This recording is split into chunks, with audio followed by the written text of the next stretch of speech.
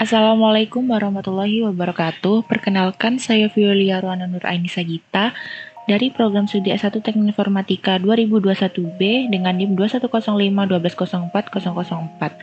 Kali ini saya akan membahas mengenai web server dan juga DNS server serta simulasinya.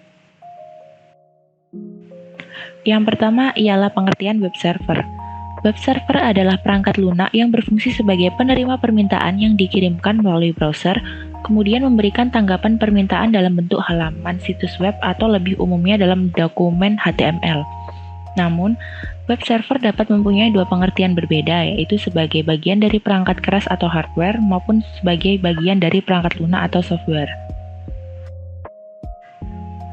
Kemudian, fungsi web server. Jadi, selain berfungsi sebagai komunikasi penghubung dengan situs web dan memproses HTTP request yang dikirimkan oleh browser, secara umum beberapa fungsi web server adalah sebagai berikut. Yang pertama ialah memastikan semua modul yang dibutuhkan tersedia dan siap digunakan, membersihkan penyimpanan cache dan modul yang tidak terpakai, dan yang terakhir ialah melakukan pemeriksaan keamanan terhadap HTTP request yang dikirimkan browser. Kemudian ada keuntungan masing-masing web server. Yang pertama ialah Apache. Keuntungannya adalah pengaturan lebih mudah, open source, komunitas yang besar. Yang kedua ada NGINX. Keuntungannya ialah ringan, banyak fitur dan stabil, dan juga performanya tinggi. Yang ketiga ada IIS.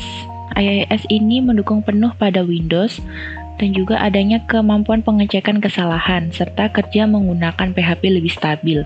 Yang terakhir ada Lightspeed Web Server. Keuntungannya ialah memiliki pencegahan DDoS, recover kesalahan secara langsung, dan kompatibel dengan .ht access.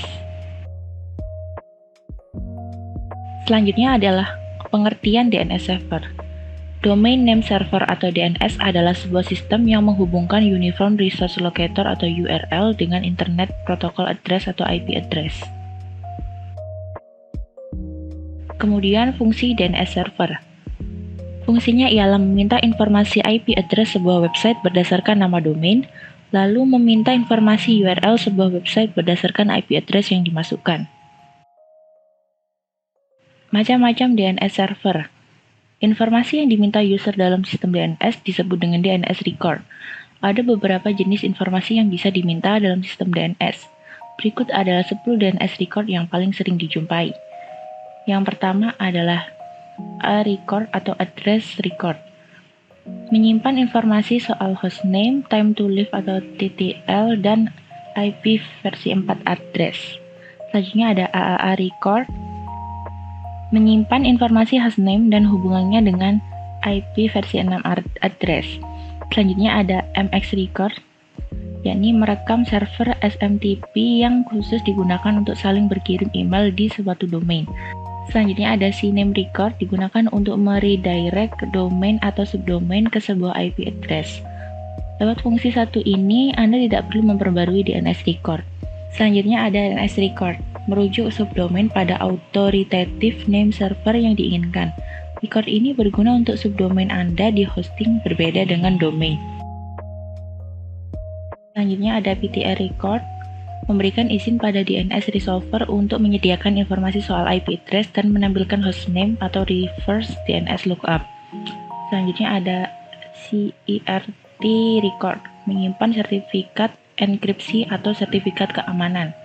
Selanjutnya ada SRV record, menyimpan informasi terkait lokasi komunikasi, semacam priority, name, wait, port, points, dan TTL. Selanjutnya ada TXT record, membawa dan menyalurkan data yang hanya bisa dibaca oleh mesin. Dan yang terakhir adalah SOA record, bagian yang muncul di awal dokumen DNS zone.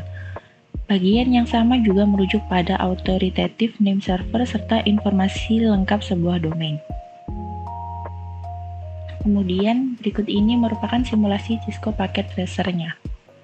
Untuk rangkaian, kita lanjutkan yang kemarin dengan IP yang sama. Kita pilih PC1 untuk HTTP server dan pastikan HTTP dan HTTPS on.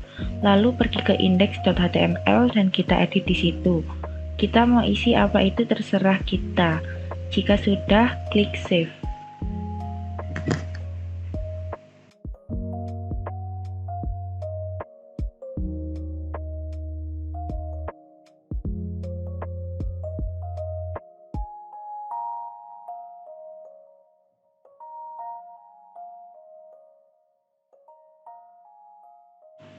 Jika sudah, kita konfigurasi HTTP di server 1, selanjutnya kita tes di PC 0, yang mana kita pergi ke website web browser, lalu kita ketikkan IP dari server 1 yaitu 43.43.43.1.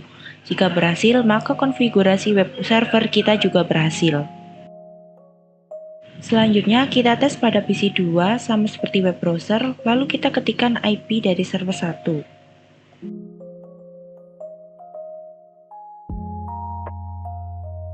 Nah, jika sudah keluar, maka konfigurasi kita juga sudah berhasil. Selanjutnya, kita akan pilih menggunakan laptop apakah hasilnya akan tetap sama. Selanjutnya, kita akan ketikkan IP address dari server 1. Nah, jika sudah keluar, maka konfigurasi kita juga sudah berhasil, yaitu konfigurasi web server.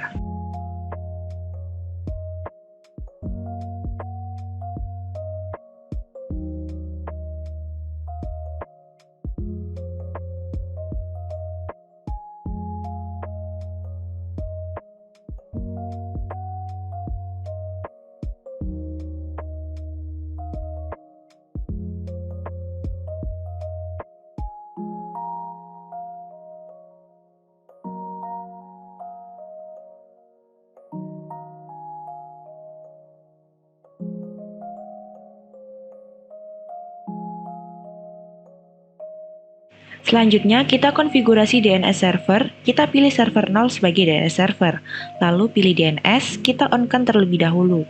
Lalu untuk name, kita pilih domain yang kita pilih. Di sini saya pilih jarcom.com. Lalu untuk address, kita pilih untuk meredirect kemana IP-nya. Di sini web server kita memakai 43.43.43.1. Jadi, untuk address kita pilih 43.43.43.1. Lalu, jika sudah diatur, pastikan untuk semua DNS menggunakan IP dari server 0 yaitu 33.33.33.1. Selanjutnya, kita pastikan semua DNS menggunakan IP server 1.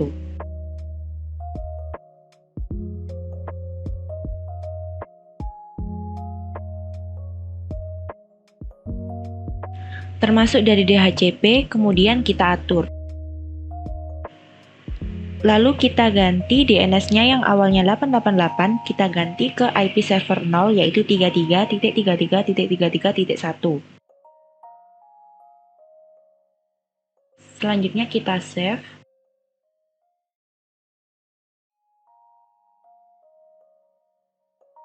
Lalu kita ganti IP dari DHCP server tadi. Jika muncul DNS server, maka IP konfigurasi dari DHCP server tadi sudah masuk. Kita lakukan semua pada jaringan wireless.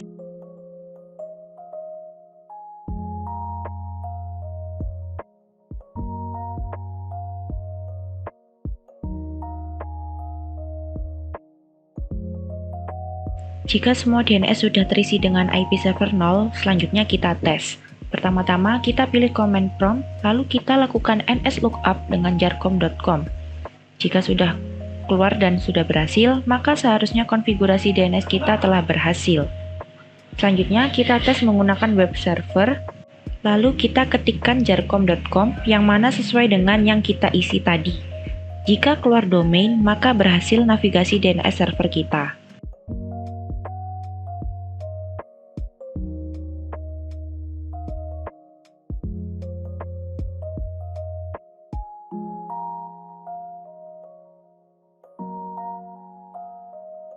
Selanjutnya, kita pilih tes menggunakan laptop, yang mana seperti tadi kita lakukan web browser, lalu kita ketikkan jarcom.com. Jika sudah keluar hasilnya, maka konfigurasi DNS kita sudah berhasil. Selanjutnya, saya ingin memberi subdomain, yaitu pertama-tama kembali ke DNS, lalu kita ketikkan www.jarcom.com, lalu untuk type, pilih ke cname.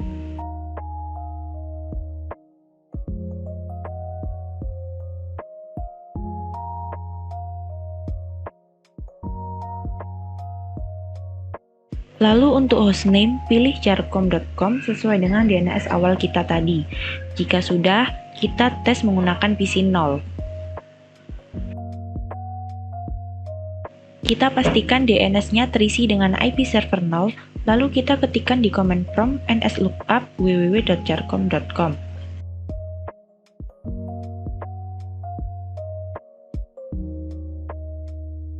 Jika sudah semua, maka seharusnya konfigurasi subdomain kita sudah berhasil. Selanjutnya, kita pilih web browser, lalu kita ketikkan www.jarcom.com. Jika sudah keluar, maka konfigurasi subdomain kita telah berhasil. Lalu kita pilih PC 2. Seperti tadi, kita lakukan nslookup www.jarcom.com untuk mengetes apakah sudah terkoneksi apa belum. Nah, jika sudah, maka seharusnya sudah berhasil. Kita pilih web browser, lalu kita ketikkan www.jarcom.com. Dan jika sudah keluar hasilnya, maka konfigurasi DNS kita sudah berhasil. Selanjutnya kita pilih laptop, seperti tadi kita lakukan nslookup www.jarcom.com.